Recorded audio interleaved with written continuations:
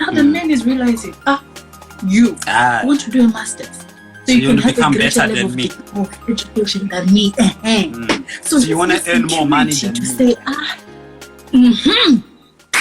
So when this man, whenever they're talking about something, and now this wife has a master's, he let her get a master's.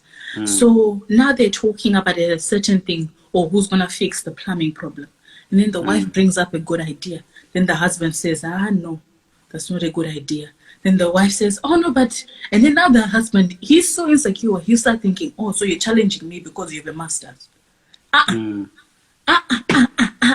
Like I said, men, you need to fix yourselves. Your level of insecurity will suppress and will slow down a woman's full potential. Just because you're afraid she will challenge you or she will leave you because she earns more money and you're no longer feeling like a man. We need to redefine what masculinity is, because you got it all messed up. You think being masculine is having a high degree, earning more money. No.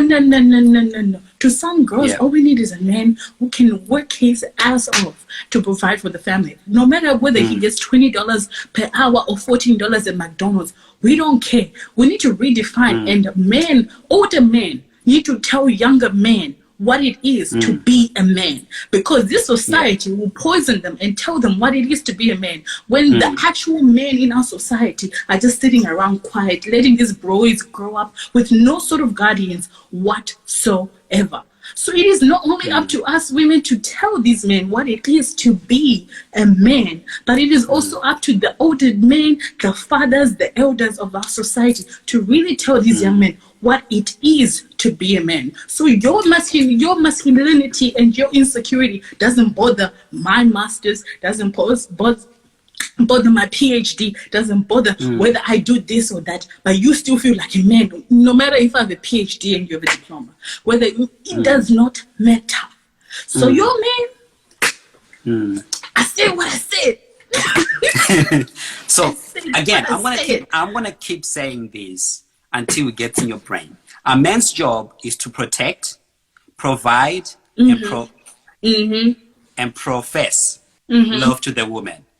Protect, provide, and profess. Okay? Only one of those things may involve money.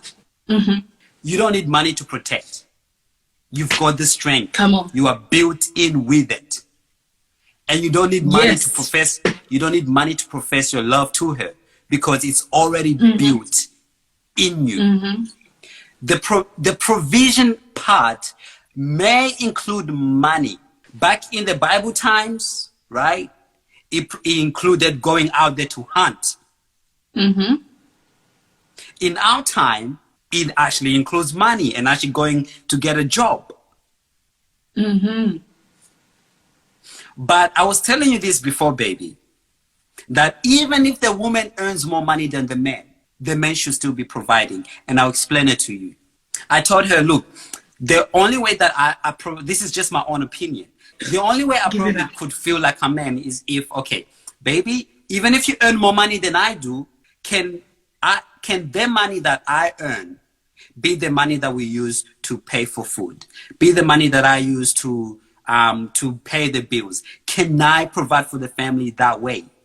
And if you earn more money, if you're like a millionaire, how about we use the money that you earn to invest into houses and have these different ideas and stuff? But at least the money that I'm earning is providing for the kids' education, is providing for the food. You know, I don't want you to ever feel like you can't come to me to buy groceries.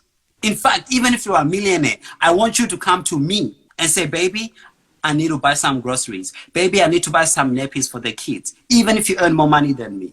That's how you actually be complimenting me as a man and as the head of the home, as the way it's traditionally supposed to be.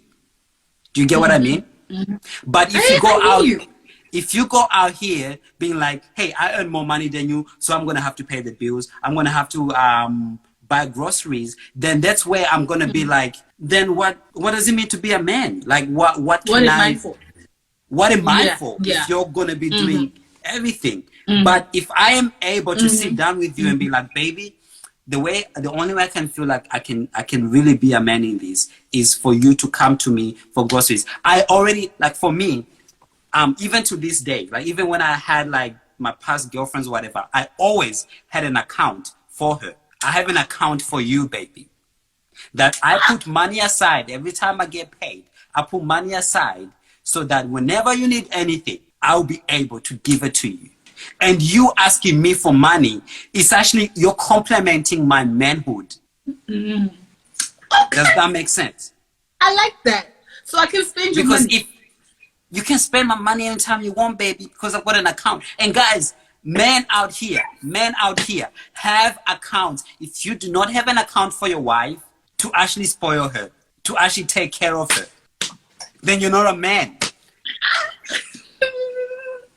No matter how much money the wife makes, you're supposed to actually be able to be like, hey, I got you. Because my job is to provide. My job is to protect. And my job is to profess my love to you. Period it. Period it. Come on, baby. Period it. What do I always say? Boom. Boom. You said it. Let me talk to the girls real quick. I know you've been talking to the men. Let me talk to my girls real quick. Go on, baby. I know there are some women out there who are like, I will never bow down to a man. But you need to understand, these men, all they ever want to be is respected. I know they say, oh, to get respect, you need to, you need to give it. To earn it, you need to give it. I understand that. But you better understand, in marriage, all a man ever wants is to be respected and to feel like he's actually doing something for his family. So, honey, it doesn't matter whether you got that 401k in your bank account and he got 60k in his bank account. It's high. Just ask him. Because in marriage, technically, there's no such thing as my money and his money. It's our money. It's our money. It's our money. So ask him. Even if you don't. So even if I want to get my nails done, I got the money to do it. But I still go up to my man's just so he feels like, he's providing a little something. Like a little something like that. Honey, I need money to get my nails done. He'll be like, how much? And I'll be like, and then he'll be like, I bet. And then he'll just, wire it real quick, real stylish. No issues with that. Yeah, girls, all a man wants to be is to be respected. That like, he got some control. Make him think he got some control. No. Make him believe that like he's running the household. But we both know deep down, you have manipulated and conditioned him to make him think he's running the household. Like the Bible said, the man is the head of the house. But women, we are the neck. The head cannot look until the neck allows. Yeah? The head cannot turn unless we agree that the head should turn. So girls, I know we ain't married. I ain't married, so I can't speak about marriage. I know that. But we best understand that all these men want is to be respected and just, make them feel like as if, they're doing something with their lives, that they're actually, providing a little something. So I said what I said. I'm humble now. So, it's a serious issue because we live in a society where, honestly, I thank God for the feminist movement. I really, really do. I thank God for it because what that has created, it has created something that God always wanted for women. It's for women to actually become all that they were created to be. They were not created to become, to wash dishes and cook. That's not what God intended it to be. And the feminist movement has allowed God to really get to women and be like, hey, you are more than that.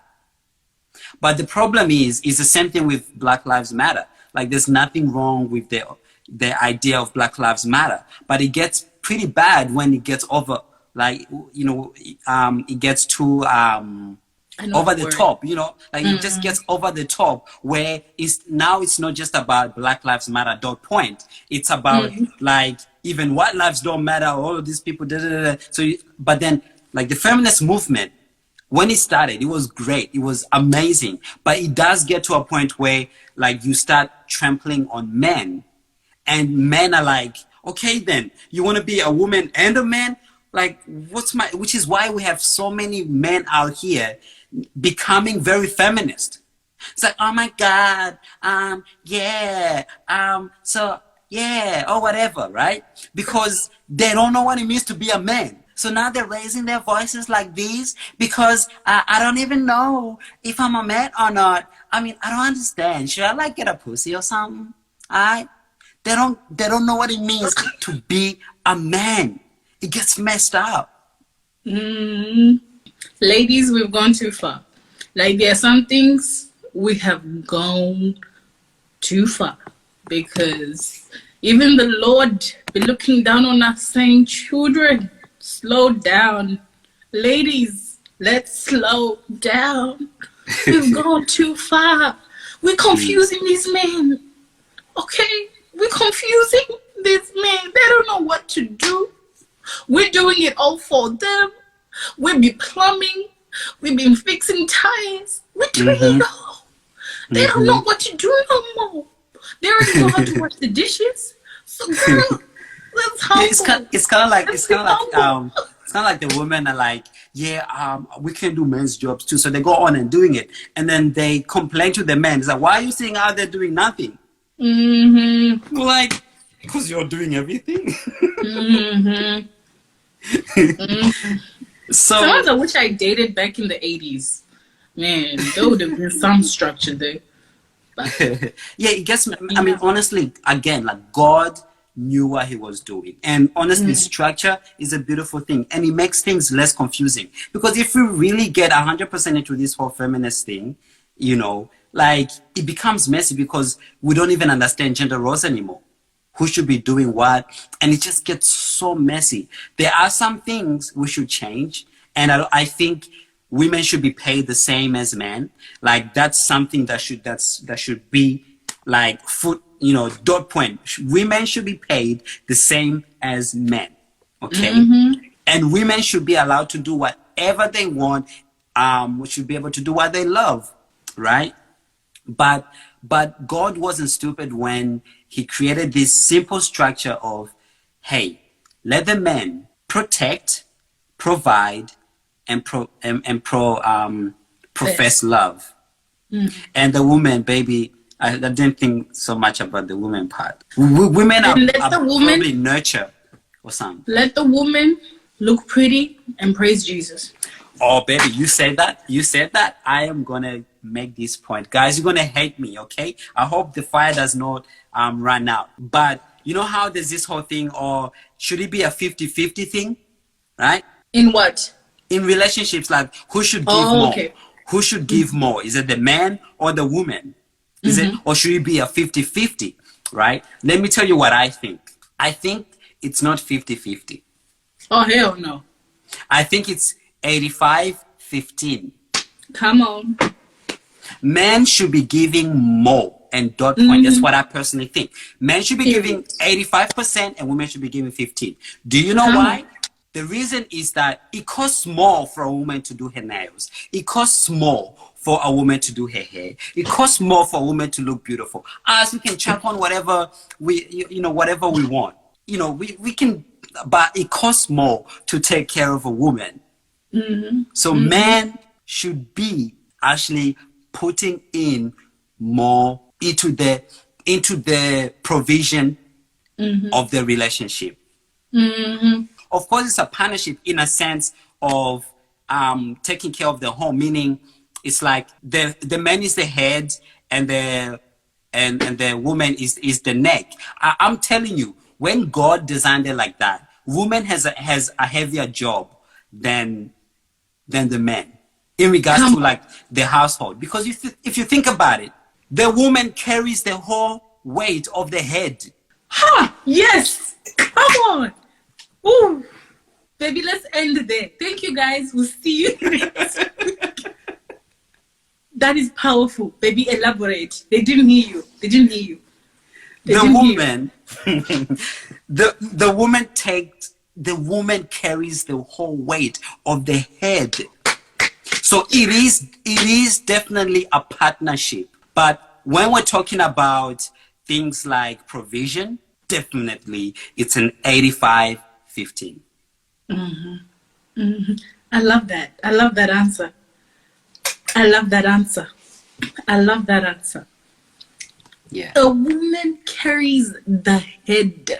So therefore, we have more weight on us. Therefore, we should never be putting 50-50 in a relationship. You know, it's so easy to think women, we don't sacrifice anything. When we're in marriage, we don't sacrifice anything. All we are doing is look at home, doing nothing, sleeping in. Oh, Lord, have mercy. Oh, my God. I will put my body through hell to carry your child for 9 months. And you want me to put 50-50? Huh? Just going to work and coming back. Have you ever carried a human being in your belly? No. So Which is, this is why a man can go out there drinking and coming home, and the woman is going to keep the home together. While the man is out there drinking and like probably doing stupid stuff, right? But the woman will keep the household together.